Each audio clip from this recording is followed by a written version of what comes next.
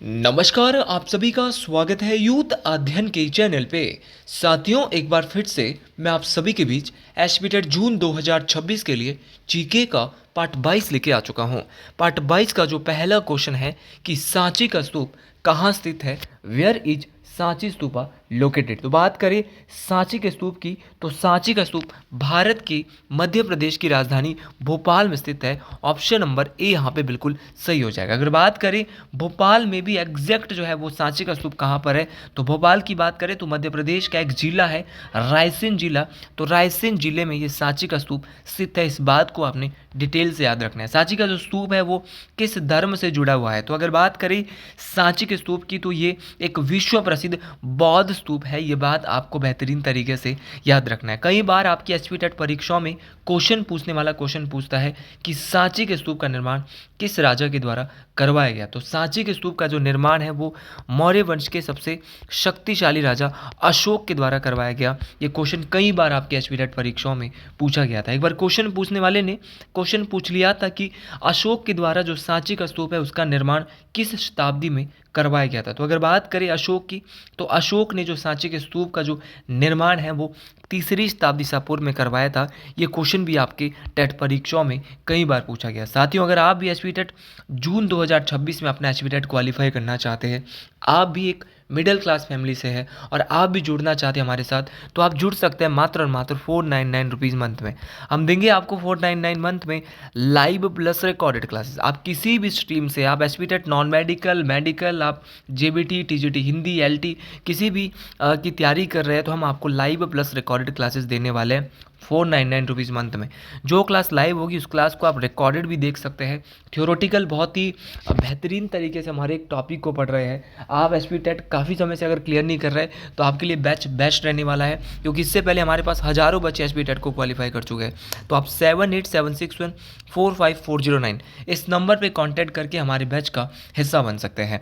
साथियों, कई बार आपके टेट परीक्षाओं में सीधा क्वेश्चन आता है कि जो सांची का स्तूप है उसकी जो खोज है वो किसके द्वारा की गई थी। तो सांची का जो स्तूप है उसकी जो खोज है वो जनरल टेलर, किसके द्वारा, जनरल टेलर के द्वारा की गई। अच्छा, जनरल टेलर ने आपके सांची के स्तूप की खोज कब की, तो ये 1818 ईस्वी में की। ये बात भी आपको बेहतरीन तरीके से डिटेल से याद रखनी है। एक बार क्वेश्चन ये भी पूछा गया था कि जो सांची का स्तूप है उसका चित्र जो है वो भारत के कितने रुपए की मुद्रा पर बना है। तो सांची का जो स्तूप है वो आपके 200 रुपए की जो नोट है, 200 रुपए का जो नया नोट है उसकी मुद्रा पर बना है। ये बहुत बहुत इंपॉर्टेंट बात है, मोस्ट इंपॉर्टेंट बात है। और 200 रुपए का नोट जब आप देखेंगे तो वहाँ पर ये जो है सांची का स्तूप यहाँ पे दर्शाया गया है। अगले क्वेश्चन की ओर बढ़ते हैं कि अंतर्राष्ट्रीय न्यायालय कहाँ स्थित है। अगर बात करें where is the international court for justice located, तो अंतर्राष्ट्रीय न्यायालय जो दुनिया का है वो आपका हेग नीदरलैंड में स्थित है। तो द हेग, अगर कभी कभार द हेग नहीं होगा तो सीधा आपका नीदरलैंड भी हो सकता है, या नीदरलैंड ना देकर कभी कभार द हेग भी हो सकता है। तो दोनों आपको याद रखने हैं। एग्जैक्ट कहाँ पर है, the Hague, Netherlands. Option number C यहाँ पे बिल्कुल सही हो जाएगा। अंतर्राष्ट्रीय न्यायालय जहाँ पर दो देशों के मसले को सुलझाया जाता है। कई बार आपका क्वेश्चन पूछने वाला क्वेश्चन क्या पूछता है, क्वेश्चन पूछने वाला क्वेश्चन पूछता है कि जो ये अंतर्राष्ट्रीय न्यायालय है इसकी जो स्थापना है वो कब की गई थी। तो अंतर्राष्ट्रीय न्यायालय की जो स्थापना है वो जून आपका कब हुई थी, जून 1945 के आसपास इसकी स्थापना हुई थी। लेकिन इसने जो कार्य करना शुरू किया था वो आपका 1946, अप्रैल 1946 से कार्य करना शुरू किया, और इसकी स्थापना पहली हुई थी जून 1945 में। एक बार क्वेश्चन पूछने वाले ने क्वेश्चन ये भी पूछ लिया था कि जो अंतर्राष्ट्रीय न्यायालय है उसमें कुल न्यायाधीश कितने होते हैं, टोटल जस्टिस कितने होते हैं। तो अंतर्राष्ट्रीय न्यायालय में कुल न्यायाधीश आपके 15 होते हैं। ये बात आपको डिटेल से याद रखनी है। एक बार क्वेश्चन पूछने वाले ने क्वेश्चन क्या पूछ लिया, एसपी टेट परीक्षाओं में ये सेम क्वेश्चन पूछ लिया कि अंतर्राष्ट्रीय न्यायालय के जो जस्टिस होते हैं, जज होते हैं, उनका जो कार्यकाल है वो कितना होता है। तो कुल न्यायाधीशों की संख्या होती है 15, और आपके कार्यकाल जो होता है उनका वो होता है 9 वर्ष। ये बात आपको बेहतरीन तरीके से, दोनों ही बातें बहुत इंपॉर्टेंट है। टोटल न्यायाधीश आपके, टोटल जज आपके 15 होते हैं, और उनका जो कार्यकाल होता है वो आपका 9 साल होता है। ये दोनों की दोनों बातें बहुत बहुत इंपॉर्टेंट है। एक बार क्वेश्चन पूछने वाले ने क्वेश्चन क्या पूछ लिया था कि जो अंतर्राष्ट्रीय न्यायालय है वहाँ की मुख्य भाषा कौन कौन सी है। तो अगर आप इंटरनेशनल कोर्ट में हो तो वहाँ पर आप दो भाषाओं में बात कर सकते हैं, फ्रेंच, दूसरी अंग्रेजी। तो इंग्लिश और फ्रेंच, टू लैंग्वेजेज में वहाँ पे आप बात कर सकते हैं, दो भाषाओं में आप अंतर्राष्ट्रीय न्यायालय की दो भाषाएं हैं, एक अंग्रेजी है, दूसरी फ्रेंच है। दोनों की दोनों बहुत इंपॉर्टेंट है। एक बार क्वेश्चन पूछा था कि अंतर्राष्ट्रीय न्यायालय का कोरम क्या है। अब कोरम को हिंदी में बोलते हैं गणपूर्ति। ठीक है, गणपूर्ति होती है कि जब तक इतने जज नहीं आए 15 में से, तब तक कार्रवाई शुरू नहीं होगी, मतलब कि काम जो है अंतर्राष्ट्रीय न्यायालय का शुरू नहीं होगा। तो अंतर्राष्ट्रीय न्यायालय का जो कोरम है वो है आपका 9 जज, 9 न्यायाधीश। टोटल 15 है। 15 में से भाई आपको पता होना चाहिए, मैंने बोला टोटल न्यायाधीशों की संख्या 15 है। 15 में से 9 जज यहाँ पे अंतर्राष्ट्रीय न्यायालय का कोरम है। जब तक 15 में से 9 जज उपस्थित नहीं होंगे, तब तक आपका अंतर्राष्ट्रीय न्यायालय की कार्रवाई शुरू नहीं होगी। तो कोरम कितना है? 9 जज। एक बार क्वेश्चन पूछने वाले ने क्वेश्चन पूछ लिया था कि अंतर्राष्ट्रीय न्यायालय में एकमात्र बोले तो ओनली वन, आज तक एकमात्र बने हैं भारतीय मुख्य न्यायाधीश। भारत से अंतर्राष्ट्रीय न्यायालय में क्या रहा है? चीफ जस्टिस होता है सीजे। तो वो कौन रहा है? तो एकमात्र अंतर्राष्ट्रीय न्यायालय में एकमात्र भारतीय मुख्य न्यायाधीश रहे हैं डॉक्टर नगेंद्र सिंह। आपको बेहतरीन तरीके से ये बात याद रखनी है कि डॉक्टर नगेंद्र सिंह कौन है। तो डॉक्टर नगेंद्र सिंह एकमात्र भारतीय थे जो कि अंतर्राष्ट्रीय न्यायालय में मुख्य न्यायाधीश रहे थे, भारतीय मुख्य न्यायाधीश रहे थे। अच्छा, वर्तमान में आपके अंतर्राष्ट्रीय न्यायालय में भारतीय न्यायाधीश कौन है? तो वर्तमान में जो खाली जज है वहाँ पे, क्योंकि न्यायाधीश तो आज तक एक ही बना है इतिहास में, वो है डॉक्टर नगेंद्र सिंह। लेकिन वर्तमान में अगर मैं खाली न्यायाधीश की बात करता हूँ, जज की बात करता हूँ, तो उनका नाम है दलवीर भंडारी। तो इनका आपको जरूर याद रखना है, यहाँ से भी बहुत सारे क्वेश्चन परीक्षाओं में पूछे जाते हैं। चलिए जी अगले क्वेश्चन की ओर बढ़ते हैं। अगला क्वेश्चन है कि मनुष्य जो स्मृति होती है, मनुस्मृति स्मृति के अनुसार विवाह के कितने प्रकार बताए गए हैं? तो अगर बात करें अकॉर्डिंग टू मनुस्मृति और how many types of marriages, तो वो होता है आपका 8 टाइप्स। मतलब कि मनुस्मृति के अनुसार जो विवाह होते हैं वो आपके 8 प्रकार के होते हैं। देखिए 4 जो विवाह होते हैं वो होते हैं आपके अप्रूव्ड, जिसको प्रशंसनीय विवाह कहा जाता है, और 4 ही विवाह होते हैं आपके निंदनीय विवाह, जो कि अस्वीकृत विवाह होते हैं, जिनको जो है वो क्या है, अप्रूव नहीं किया जाता, जिनको नहीं माना जाता। तो जो विवाह माने जाते हैं उनकी मैं बात करता हूँ। जो प्रशंसनीय विवाह होते हैं जो माने जाते हैं, एक होता है ब्रह्मा विवाह, जिसको सबसे ऊपर का विवाह माना जाता है मनुस्मृति में। आपका दूसरा होता है देव विवाह, जो कि यज्ञ करने वाले पुरोहित के साथ कन्या का विवाह होता है, वो देव विवाह होता है। एक होता है आर्ष विवाह, मतलब कि आर्ष विवाह भी बहुत इंपॉर्टेंट होता है। एक होता है प्रजापत्य विवाह। ठीक है, तो 4 विवाह होते हैं जो माने जाते हैं। अब निंदनीय विवाह कौन से होते हैं? जैसे असुर विवाह हो गए, है ना, और आपका गंधर्व विवाह हो गया, आपका राक्षस विवाह हो गया, आपका पेशाच विवाह हो गया। तो ये सारे के सारे निंदनीय विवाह होते हैं, अस्वीकृत विवाह होते हैं। तो मनुस्मृति के अनुसार जो विवाह होते हैं ना साथियों, वो आपके 8 प्रकार के होते हैं। 4 होते हैं प्रशंसनीय अप्रूव्ड, और 4 होते हैं अनअप्रूव्ड, जिनको नहीं माना जाता है। जैसे कि असुर विवाह में क्या होगा? कन्या के परिवार का धन देकर किया गया विवाह, कि जो आप किसी की बेटी खरीद ली भाई, ठीक है, तो एक निंदनीय विवाह है। ठीक, वो विवाह नहीं माना जाता। अब जैसे आप उत्तम विवाह मान लो, जैसे ब्रह्मा विवाह देख लो। ब्रह्मा विवाह कैसा है? ब्रह्मा विवाह जिसमें पिता के वर को पिता का जो वर है पिता के वर को पिता योग्य वर को बुलाकर कन्या का दान करता, मतलब कि ऐसी चीज़ें होती है भाई, अलग अलग विवाह होता है। चलिए अगले क्वेश्चन की ओर बढ़ते हैं। अगला क्वेश्चन है कि हड़प्पा सभ्यता की खोज कब हुई थी? तो हड़प्पा सभ्यता की जो खोज है वो 1921 में हुई। ऑप्शन नंबर ए यहाँ पे बिल्कुल सही हो जाएगा। लेकिन क्वेश्चन पूछने वाला क्वेश्चन क्या पूछता है? कई बार आपके टेट परीक्षाओं में क्वेश्चन पूछा गया है कि सिंधु घाटी सभ्यता को हड़प्पा सभ्यता क्यों कहा जाता है। सिंधु घाटी सभ्यता को हड़प्पा सभ्यता इसलिए कहा जाता है क्योंकि इसका जो सिंधु घाटी सभ्यता का सबसे पहला खोजा गया स्थल है वो हड़प्पा था। हड़प्पा की खोज हुई तो 1921 में है, लेकिन किसने, ये क्वेश्चन कई बार आपके एचपी टेट की जो परीक्षा है वहाँ पर पूछा जाता है। तो इसकी जो खोज है वो की थी राय बहादुर दयाराम साहनी। तो राय बहादुर दयाराम साहनी के द्वारा आपकी हड़प्पा की जो खोज है वो की गई थी। ये बात आपको बेहतरीन तरीके से याद रखनी है। हड़प्पा आपके किस नदी के किनारे है? तो हड़प्पा की बात करें तो हड़प्पा आपका रावी नदी के किनारे है। और ये भी कई बार आपका क्वेश्चन पूछा गया है कि हड़प्पा रावी नदी के किनारे है, ये वर्तमान में कहाँ स्थित है? तो हड़प्पा आपका वर्तमान में साहिवाल जिला पाकिस्तान में स्थित है। देश आपको ज़रूर याद रखना है कि किस देश में है, तो मेरे साथ ही पाकिस्तान में है। ये बात आपको बेहतरीन तरीके से याद रखनी है। हड़प्पा से क्या क्या मिला, ये क्वेश्चन कई बार परीक्षा में पूछा गया है। तो हड़प्पा की जब खुदाई हुई, राय बहादुर दयाराम साहनी ने जब यहाँ की खुदाई करी, तो सबसे इम्पॉर्टेंट यहाँ से श्रमिक आवास क्या मिला? श्रमिक आवास मिला। यहाँ पे लकड़ी का ताबूत मिला। यहीं पर यहाँ पे जो है वो क्या क्या मिला? यहाँ पर मछुआरे के चित्र मिले। तो मछुआरे के चित्र कहाँ पे मिले? तो मछुआरे के चित्र भी हड़प्पा से मिले। मछुआरे के चित्र के अलावा RS-37 कब्रिस्तान ये भी हड़प्पा से मिला। तो सारी बातें। और कांस्य दर्पण, तो कांस्य दर्पण भी कहाँ से मिला? हड़प्पा। अच्छा, हड़प्पा के बाद ठीक 1 साल के बाद खोज होती है 1922 में, किसकी? मोहनजोदड़ो। अच्छा, मोहनजोदड़ो की खोज कब हुई? 1922। मोहनजोदड़ो की खोज किसने की? तो मोहनजोदड़ो की जो खोज है, आपको ध्यान से सुनना है कि जो मोहनजोदड़ो है, इस मोहनजोदड़ो की जो खोज है वो किसने की? तो मोहनजोदड़ो की जो खोज है वो किसने की? राखल दास बनर्जी। किसने की? राखल दास बनर्जी। तो राखल दास बनर्जी जो है, इनके द्वारा 1922 में मोहनजोदड़ो की खोज की गई। ये मोहनजोदड़ो कहाँ पर है? कई बार क्वेश्चन परीक्षाओं में पूछा जाता है। तो अगर मोहनजोदड़ो की बात करें तो ये सिंधु नदी के किनारे है। हड़प्पा रावी नदी के किनारे है और मोहनजोदड़ो किस नदी के किनारे? सिंधु नदी के किनारे। और है ये भी कहाँ पर? ये भी आपके पाकिस्तान में स्थित है। ये आपको डिटेल से याद रखना है। बहुत बार पूछा गया है कि कांसे से बनी नर्तकी की मूर्ति। टेट परीक्षाओं का सबसे फेवरेट क्वेश्चन है ये कि कांसे से बनी नर्तकी की जो मूर्ति है वो कहाँ से मिली है?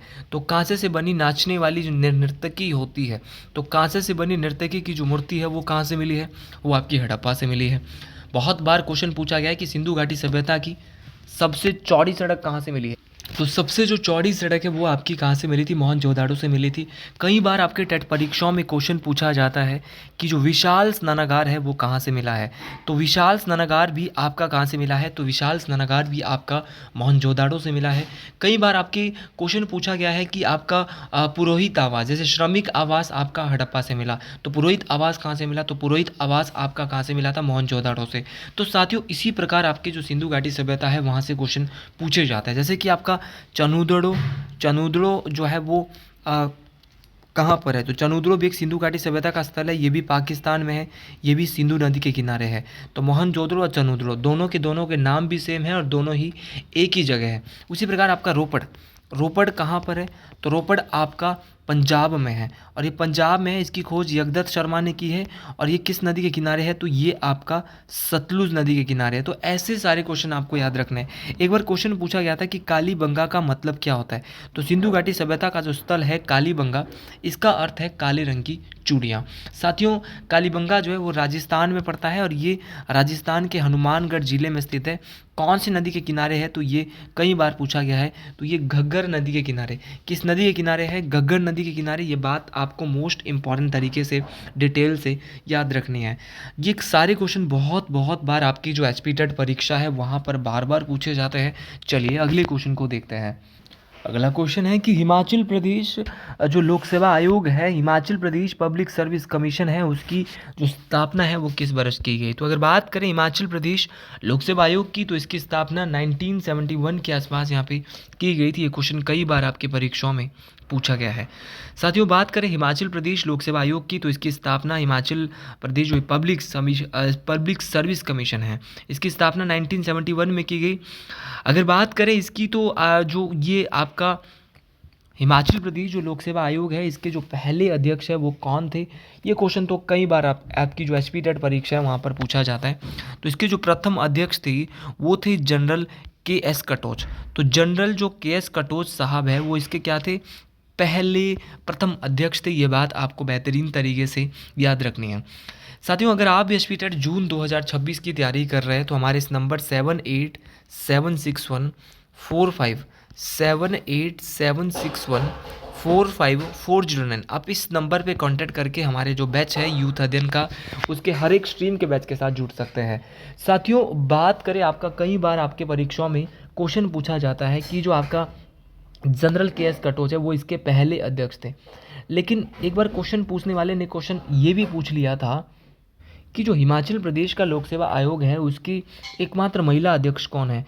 तो एकमात्र जो महिला अध्यक्ष है वो आपकी कुमारी जो विमला भगत है। तो कुमारी विमला भगत जो है वो सबसे कम अवधि तक लोक सेवा आयोग की अध्यक्ष भी रही और एकमात्र महिला अध्यक्ष थी आपकी Himachal Pradesh public service commission की। तो ये सारे क्वेश्चन बहुत इंपॉर्टेंट है, परीक्षाओं में बार बार पूछे जाते हैं और जो क्वेश्चन बार बार पूछे जाते हैं उन क्वेश्चन को आपने डिटेल से याद रखना है। एक बार क्वेश्चन पूछने वाले ने क्या पूछ लिया था? क्वेश्चन पूछने वाले ने क्वेश्चन पूछा था कि आप ये बताइए कि हिमाचल प्रदेश का जो आपका हिमाचल प्रदेश लोक प्रशासनिक संस्थान, जिसको Himachal Pradesh institute of public administration कहा जाता है, उसकी स्थापना कब की गई? तो Himachal Pradesh institute of public administration की जो स्थापना है, जिसको हिप्पा भी कहा जाता है, इसकी जो स्थापना है वो हुई थी आपकी 1974 में। अच्छा, हिप्पा की स्थापना 1974 में हुई। कई बार ये क्वेश्चन पूछा गया। हिप्पा की स्थापना, ये हिप्पा जो है वो कहाँ पर है? तो हिप्पा जो ये संस्थान है वो फेयरलॉन्स शिमला में है। ये सारी बातें आपको बेहतरीन तरीके से याद रखनी है, और जितनी भी बातें मैं आपको बोल रहा हूँ ना, वो सारी बातें बहुत बहुत इंपॉर्टेंट है। वो सारी बातें परीक्षाओं में बार बार पूछी जाती हैं। कई बार आपका एचपी टेट परीक्षाओं में ये क्वेश्चन भी कई बार पूछा जा चुका है कि हिमाचल प्रदेश लोकायुक्त अधिनियम कब पारित किया गया? तो हिमाचल प्रदेश लोकायुक्त अधिनियम आपका 1983 के आसपास पारित किया जाता है। ये क्वेश्चन भी बहुत बहुत इंपॉर्टेंट है। ये क्वेश्चन भी बार बार आपकी जो एचपी टेट परीक्षा है वहाँ पर पूछा जाता है। अगला क्वेश्चन है कि किस वर्ष कालका शिमला रेलवे को यूनेस्को में शामिल किया गया था, या विश्व विरासत जो सूची है उसमें शामिल किया गया था?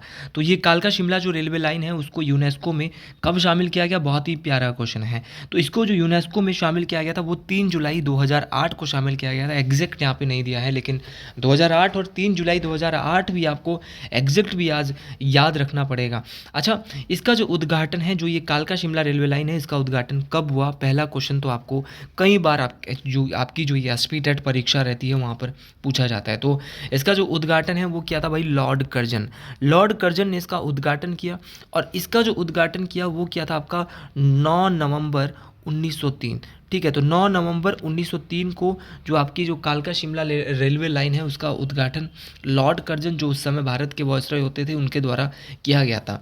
अच्छा, जो आपका कालका शिमला रेलवे लाइन है इसकी लंबाई कितनी है? ये क्वेश्चन आपके टेट परीक्षाओं में कई बार पूछा गया है।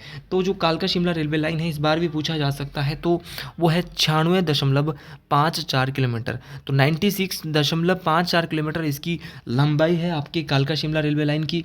एक बार क्वेश्चन पूछने वाले ने क्वेश्चन ये पूछा था कि वर्तमान में कालका शिमला रेलवे लाइन में कितनी टनल है? तो वर्तमान में कालका शिमला रेलवे लाइन में 102 सुरंगें हैं, और पहले ये 103 थी, लेकिन अब ये 1-2 ऐसा माना जाता है कि एक यहाँ पर जो है वो अब जो सुरंग नंबर 46 है सोलन की, वो अब नहीं है।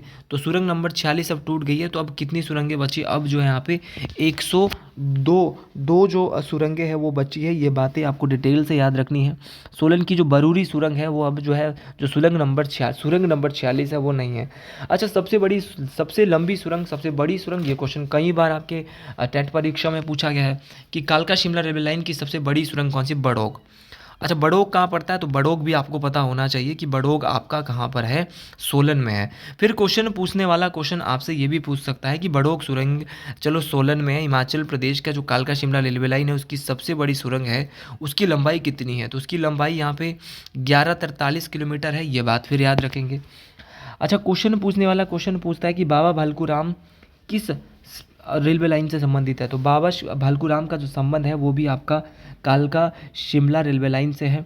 और इसके जो अगर मानूँ मैं एक मुख्य अभियंता या मुख्य आर्किटेक्ट आपके कालका शिमला रेलवे लाइन के, वो कौन थे? तो वो थे आपके एच.एस. हैरिंगटन। तो ये सारी की सारी बातें बेहतरीन तरीके से आपको याद रखनी है। बार बार ये बातें परीक्षा में पूछी जाती है, और जो बातें बार बार परीक्षा में पूछी जाती है उन बातों को आपको डिटेल से परीक्षाओं के लिए याद रखना पड़ता है। तो चलिए जी अगले क्वेश्चन की ओर बढ़ते हैं। अगला क्वेश्चन इससे भी इम्पॉर्टेंट क्वेश्चन रहने वाला है। अगला क्वेश्चन है कि लक्षणा देवी मंदिर हिमाचल प्रदेश के किस जिले में अवस्थित है? बात करें लक्षणा देवी मंदिर की, तो लक्षणा देवी मंदिर हिमाचल प्रदेश के चंबा जिले के भरमौर में, एग्जैक्ट अगर बताऊं तो अगले बार भरमौर भी पूछ सकता है कि चंबा में तो है, लेकिन चंबा में भी कहाँ है? तो चंबा में दो दोस्त कहाँ पर है? भरमौर में है। अच्छा, किसको समर्पित है? तो ये महिषासुर मर्दिनी जो माँ दुर्गा है उनको समर्पित है। ये बात आपको डिटेल से याद रखना है। लक्षणा देवी जो मंदिर है वो चंबा का लक्षणा देवी मंदिर जो कि भरमौर में है, इसको किसने बनवाया था? तो इस मंदिर का जो निर्माण है वो मेरू बर्मन, चंबा के जो राजा होते थे मेरू बर्मन, तो उसी मेरू बर्मन ने इस मंदिर का निर्माण करवाया था। और उनके एक आर्किटेक्ट होते थे, उनके एक शिल्पी होते थे गुग्गा, तो गुग्गा के द्वारा इन्होंने लक्षणा देवी मंदिर बनवाया था। इसके अलावा मेरू बर्मन के जो शिल्पकार थे गुग्गा, उनके द्वारा शक्ति देवी मंदिर भी बनवाया गया था। अच्छा, शक्ति देवी मंदिर भी चंबा में है। इस मंदिर को छत्राड़ी मंदिर के नाम से जाना जाता है। अब क्वेश्चन पूछने वाला क्वेश्चन पूछता है कि चंबा में कौन कौन से मंदिर है। तो चंबा में जो मेरुवर्मन ने बनाए थे, एक मणिमेश मंदिर बनाया था, एक शक्ति देवी मंदिर बनाया था, एक लक्षणा देवी मंदिर बनाया था, एक आपका गणेश मंदिर बनाया था। अच्छा, ये सारे मंदिर बहुत बहुत इंपॉर्टेंट है, परीक्षाओं में बार बार पूछे जाते हैं। चंबा में इसके अलावा गणेश मंदिर है, नरसिंह मंदिर है, आपका हरिराय मंदिर है, आपका लक्ष्मी नारायण मंदिर है, आपका कामेश्वर मंदिर है। तो इन सभी बातों को, एक राधा कृष्ण मंदिर भी है। तो इस सारी बातों को आपने बेहतरीन तरीके से डिटेल से याद रखना है। लेकिन सबसे इंपॉर्टेंट चंबा की यही है, मणिमहेश है, शक्ति देवी है, लक्षणा देवी है, और आपका लक्ष्मी नारायण है। अच्छा, लक्ष्मी नारायण इंपॉर्टेंट क्यों है? क्योंकि इस मंदिर का जो निर्माण है वो चंबा के राजा साहिल वर्मन ने करवाया था। और जो लक्ष्मी नारायण मंदिर है चंबा का, उसको 6 मंदिरों का समूह भी कहा जाता है। तो ये सारे क्वेश्चन जो मैंने आपको बताए हैं वो बहुत बहुत इंपॉर्टेंट है, वो परीक्षाओं में बार बार पूछे जाते हैं। और जो क्वेश्चन बार बार पूछे जाते हैं उन क्वेश्चन को आपको डिटेल से याद रखना है, और जो क्वेश्चन डिटेल से याद रखने हैं उन क्वेश्चन को बेहतरीन तरीके से आपने अपने माइंड में बिठाना है। अगला क्वेश्चन है कि दानव राक्षस नृत्य हिमाचल प्रदेश के किस जिले के लोगों के द्वारा किया जाता है? तो ये किन्नौर के लोगों के द्वारा किया जाता है। तो साथियों, आज के लिए इतना ही। वीडियो पसंद आई है कमेंट बॉक्स में ज़रूर लिखें। हर हर महादेव।